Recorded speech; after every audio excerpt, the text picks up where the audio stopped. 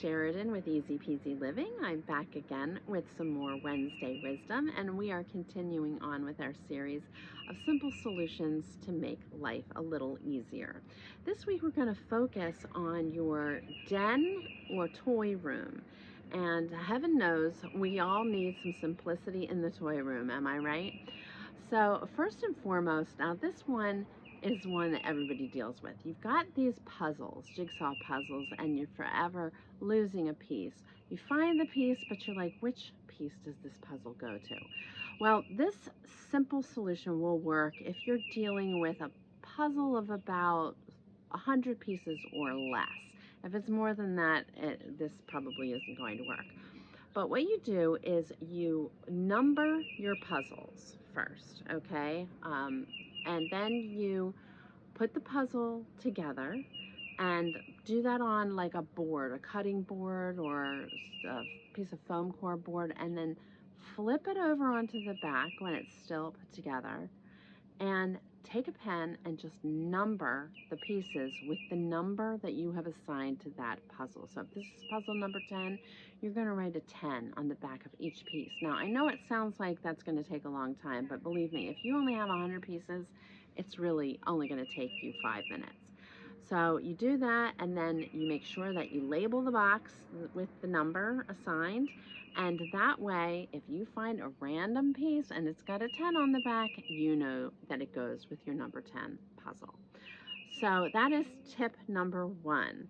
For the second one, this is for books, and we're forever losing books. I'm talking here specifically about kids' books, but it can go for really any books or any reading material that you're currently reading. I found this very helpful for library books, where I just had a basket. We called it the book basket, and it lived in the living room. And when the kids were done reading their books for the day, it would go into the book basket. That way, when it was time to return them to the library or to school, it was easy to find, and it was also easy for them to just find a new book when they wanted a new book. I would always have a few fresh ones in there ready to go for when they finish their current one.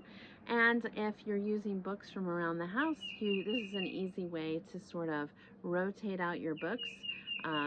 Put a fresh crop of books in the book basket, let them read all of those, and when you're done or getting near the end of those, you can put them back on the shelf and bring some new ones. And that way, they're just always going to the same spot. It's just easier to keep track of things. So simple solution number 3 is, I have to look at my list here. Oh yes, so this is for DVDs. It's very easy. If you have a DVD holder, that's fine, and that probably works really well for you.